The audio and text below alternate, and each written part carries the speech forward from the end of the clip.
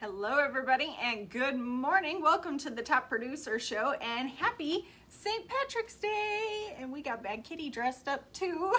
Say hello. Oh my goodness. She's like, okay, I've had enough. Put me down. She actually likes to be dressed up, but she just doesn't want me to hold her right at the moment. So anyway, welcome to the Top Producer Show. Our mission is to educate, equip, and train servant leaders. Our vision is to create financially independent achievers, and our purpose is to help people grow. And right now we're going over the book by Grant Cardone. If you're not, which one are we on? If you're not first, you're last. I couldn't remember which one. We've read a bunch of his books, but that is the one that we're on right now. And we are on chapter 15, which is the power schedule to advance and conquer. So we're going to go into that, but first we need to invite some people onto here. Hello, Benny.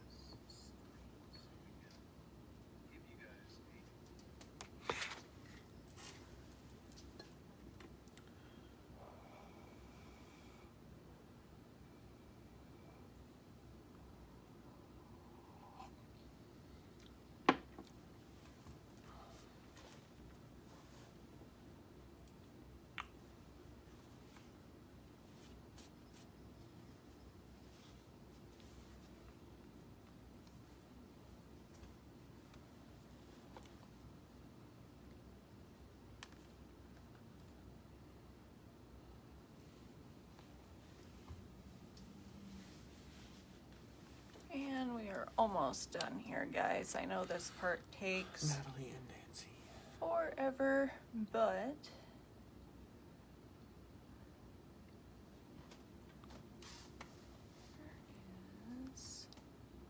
there she is. There's Becky.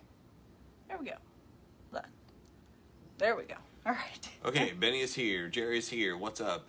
Tell Jeff I got my bow and tie. Awesome. Awesome. So here we go. The power schedule to advance and conquer is what we're on. He said, Grant goes into that it's critical during a slow period to keep a very tight, disciplined schedule, something I call the power schedule, to keep yourself and your company focused and productive. It's fairly easy to become immobilized by bad news and find yourself doing little more than basically just worrying and being scared and unproductive. And that's what most people do when a turn down. They start watching the news. You know, they get up every day and their ritual is watch the news, talk to a bunch of other people who aren't doing shit, and then pretty soon you're just whipped into a frenzy of, oh my God, this isn't going to work. Oh my gosh, I'm not going to get ahead.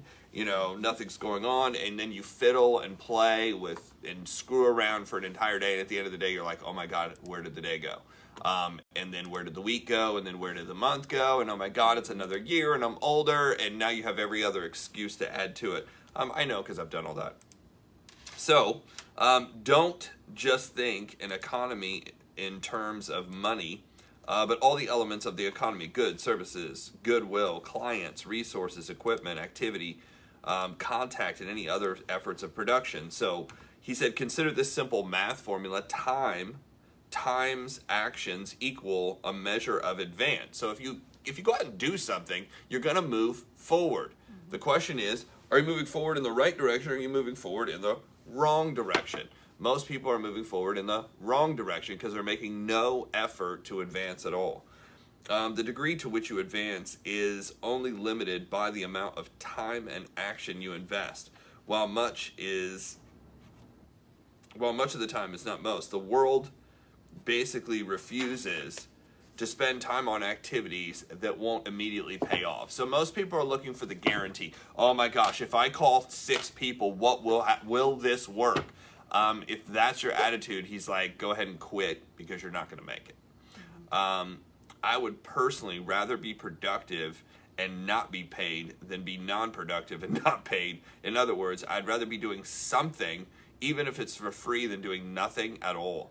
I can assure you that sooner or later, the productive person will be paid in some way. And I've seen this happen where somebody's super productive at a company that's just going nowhere. What happens is they end up getting hired by somebody else. They're like, look, we see what you're doing. You're just working for the wrong company. You're in the wrong place. But you are moving, you are doing it. Especially important during times of contraction to develop a disciplined commitment. Get your head around the idea that any action is better than no action at all. The more solvent your economy will become when you go out and just do it. Then pack your schedule with efforts of production. So you have to know what is producing. Most people don't know what is producing. Shmala, hello. It's St. Patrick's Day here. That's why we're dressed up. You already wrote that, so you know. You should increase the activity at least to the degree that the economy has contracted. Time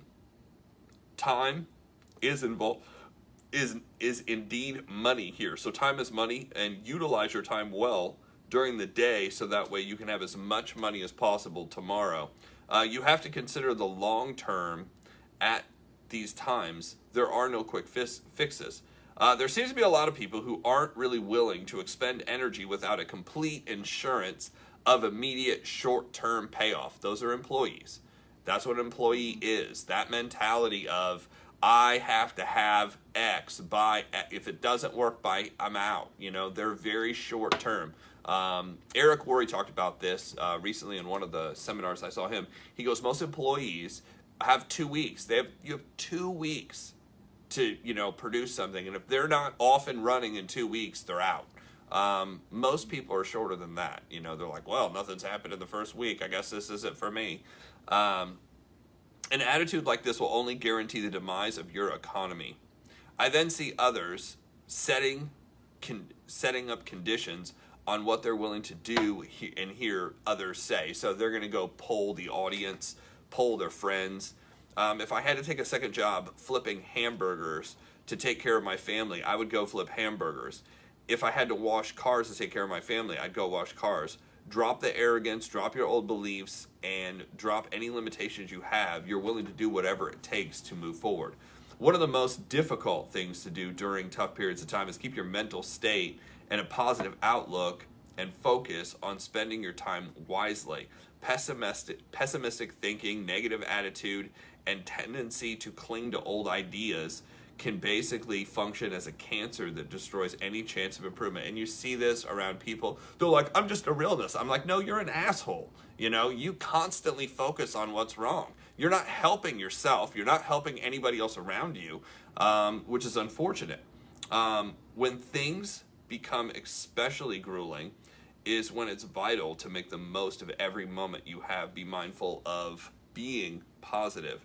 If business is off 20%, you should have 20% more time. If the economy's fallen 50%, you should have 50% more time to work on stuff because of what's going on. Compared to others, everyone else has basically the same amount of time that's available, but the most industrious people do a better job of making something happen. Begin each day on a disciplined schedule that keeps you busy and filled with worthy actions that's critical. So you kind of have to know what actions to take up front. One of my mentors and my coach, now this guy charged $1,000 an hour. So when people come to me and they call and they talk to me, that's what I have in mind. I was like, if I'm coaching this person and I was charging them $1,000 an hour, what would I be giving? What would we be talking about? And one of his first things he said, to become effective, you have to basically learn what to do and do those things long enough. So find the correct things to do and then do them long enough, persistent and consistent enough to produce the effect you want. So, of course, I said, well, is that really the problem? Is people don't, work on things long enough? He's like, no, most people never figure out what to do. They never figure out those half a dozen things that they need to focus on. They spend a little bit of time doing this and a little bit of time doing that. And what do you think of this? And what do you think of that? you're supposed to do what you're supposed to do. Like, if somebody's giving you a set of instructions, then that's what you're supposed to do first. Knock that out, and then let's talk. But it's the mind's constant ability to go, well, what about that? Well, what about, I'm going to stand on a street corner upside down with a green suit on. What do you think about that? I said, I think it'll take you all the way to bankruptcy. Even when writing this, I am reminded of other times in my life when things were not going well for me, and I basically stopped what I was doing and disciplined myself to a schedule and a strategy to get ahead and basically out from the 8 ball. He had to take off. He had to blast out of where he was. I increased my level of production in every area in order to get some kind of momentum and get myself out of the hole that I had dug for myself. Anytime you get into a period of low productivity, or a funk as some people call it, I tighten up my schedule and I get a bit more rigid on how I use my time. The first thing I decide when committing to a schedule is what time I'll get up and go to sleep. He basically goes into a long explanation that you're going to need a certain amount of sleep to function at a high level. He goes, if you get up and you're tired, and you get up and you're half-assing in the morning, he goes, it will destroy absolutely everything the rest of the day, the rest of the week, the rest of the month, and the rest of the year. It'll destroy what you're doing. He goes, so make sure that you kind of are optimum when you get up. And when you get up, a lot of times, like, we're first thing here. So you kind of have to be ready. Sleep becomes a pivotal part of my work schedule. It basically provides the regeneration of energy I need to maximize the hours when I'm awake. If you're in sales and you're recruiting, you have to be on, right? Harrison, what's happening? If you're recruiting, if you're working, you have to be on. If you're working with people, you have to be on. And on means you can't be that, I'm tired. If you're saying you're tired throughout the whole fucking day, what you're doing is destroying every relationship you have. Nobody wants to be around somebody tired. Nobody wants to be around somebody sad. Nobody wants to be around that shit. And what they'll do is they'll start avoiding it. They'll be nice to you at first, but they'll just completely avoid you. They won't pick up the phone. They won't hang out. They won't want to go anywhere. How do you think that's going to affect sales? How do you think that's going to affect everything else you're doing? Oh, I'm tired. I'm just worn out. I'm this, I'm that. Here's the thing. Anything medical, anything, of why you can't, why you shouldn't, those are the number one things broke people talk about. Here's the medication I'm on this week. Nobody cares. Now, the doctor cares. You should care. You should be healthy. That's not what I'm saying. But I'm like, sharing that information and garbage with other people is non-productive. Like, it shouldn't be a competition to see who's on the most medication. Like, you don't want to be having those conversations, because I have family members who are like that. It's like I could go a year or two without talking to them, and when I do speak with them, it's always a conversation of how many medications they're on now, and I'm like, ugh. Which is why I don't talk to them very often. These activities might include making direct contact with clients and potential clients, sending out mailers, promotional material, marketing, planning, and surveying clients, repackaging products, scheduling personal visits, making calls, cleaning out files, conducting quality checks on, redesigning presentations. See, in direct sales and network marketing, what are the only things we do? We talk to new people. The problem is most people get into a habit of talking to people that they know, like, and trust, and those are the people who are already on their team, already involved. And you spend the majority of the time talking to these type of people. If you're spending the majority of the time talking to those type of people, here's what I know, it'll basically destroy everything else you're doing. Why? Because you're not moving ahead. You're not talking to a fresh set of people. Always. That's what network marketing, that's leading, that's doing it. And most people can't do this. Most people can't even discipline themselves to understand the concept, let alone actually go do it. They rely on, well, I've built all these friendships. No one cares. Not when you're building a business. And the reality is it doesn't even have to be direct sales. You can be building anything. People they're like, so, that's great for you. That's not what I'm doing. And then they're going to say, oh, it didn't work. It didn't work for me. No, you didn't work. The objective was very clear, and you didn't follow directions, which most people have a problem following directions. If if most institutions didn't have the you fail if you don't follow these, or you're fired if you don't follow these certain set of rules, people wouldn't show up. They wouldn't do what they were supposed to. They would venture off into their own, make-believe world that they live in. So on and on and on. He goes on about schedules and doing the wrong thing, what time frame you have.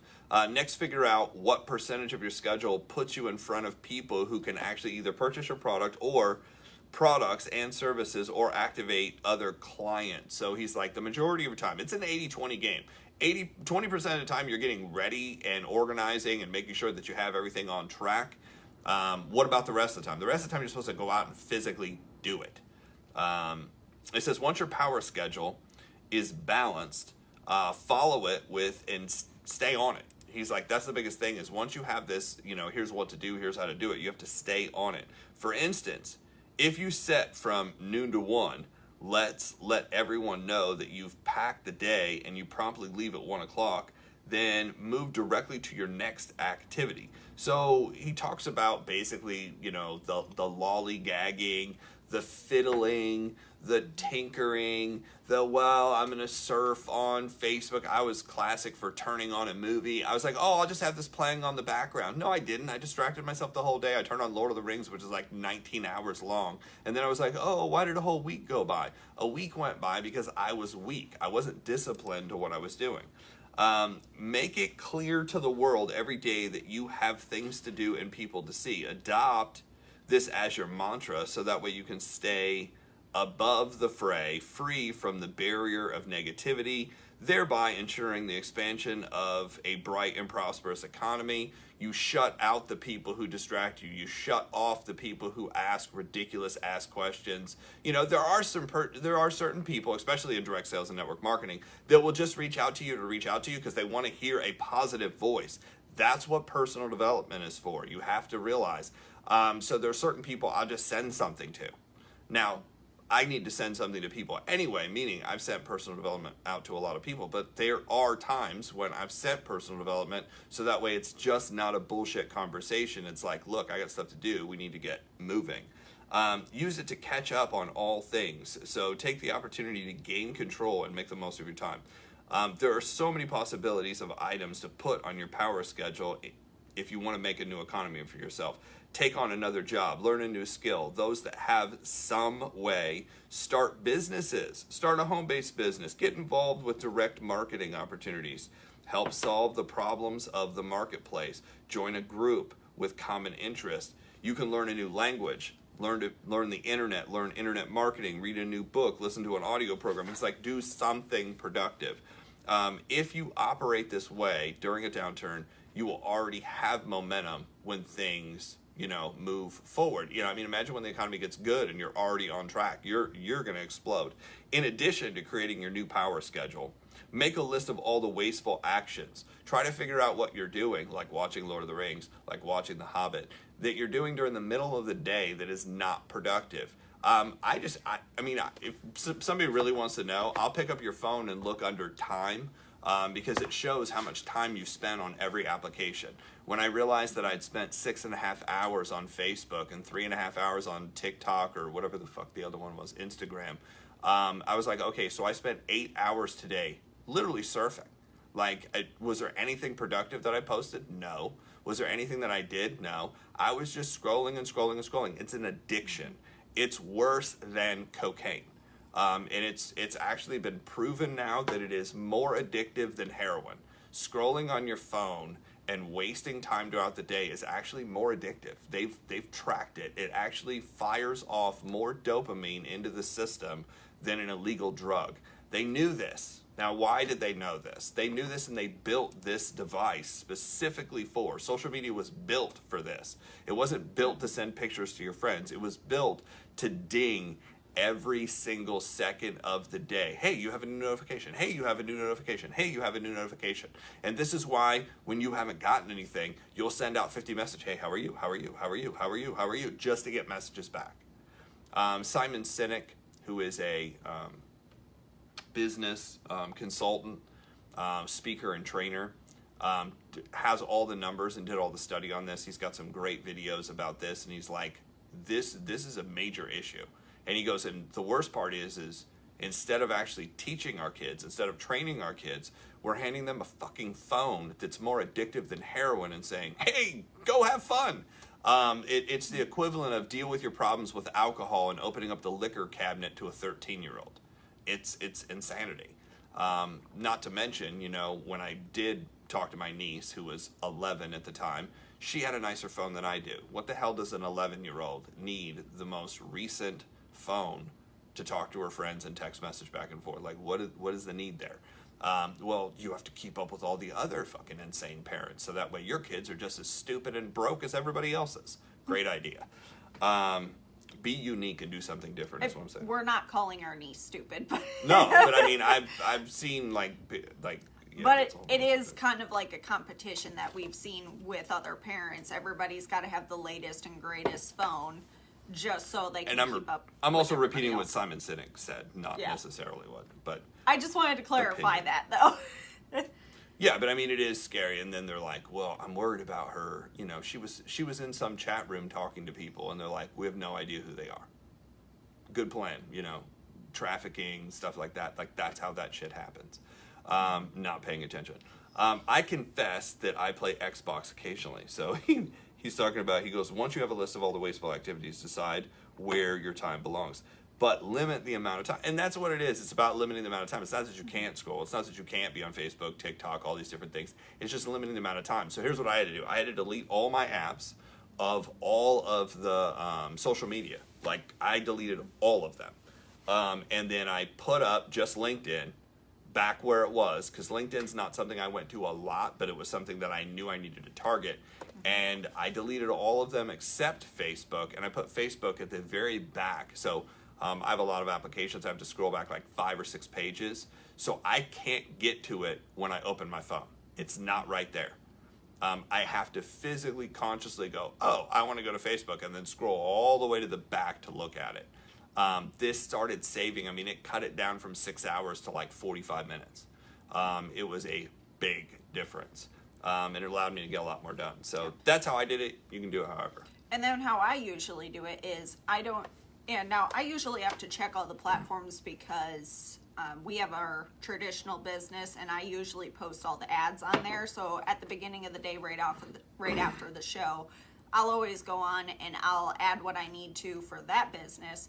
But then any extra stuff that I want to do, because like my biggest thing is TikTok right now, I usually won't post anything on TikTok until after 9 p.m. That's after productive hours for my day. Ah! Oh my gosh. Oh my God. Losing the kitty. Man down. Oh my God, she almost teared the shit out of my leg. Okay. Okay. But anywho, I always post after non-productive hours because that's the time where it's not going to conflict with anything else I need to get done, and I have to get everything else I want to get done during the day first before I can go really mess around on TikTok and make videos. But usually when I'm making videos, it's to create content to bring people to me. So I've actually figured out how to get leads from there, and that's not something for your main leads. It's just extra and something that I was building and trying to understand how the platform works, so that way when I really decide to work on it to bring in new people, I can really start doing that. But it's not done until after 9 p.m. when I get all my other shit done, because it's not the main priority, so it needs to be pushed back to later. Right. So now start creating your schedule. Write down a time that you go to sleep and what you'll do tomorrow.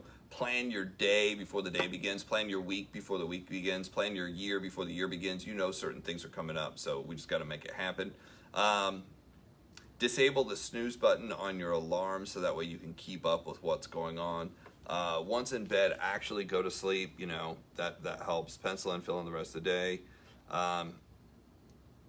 The next items are like breakfast, lunch, dinner, so include those times. The other thing is know what you're going to eat. Like, we've spent so much time. What do you want to eat? I don't know. What do you want to eat? What do you want to eat? What do you want to eat? So I kind of now have a list. This is what I was doing the other day, is I made a list of all the different things that I like to eat that would be better for me, rather than just finding something interesting.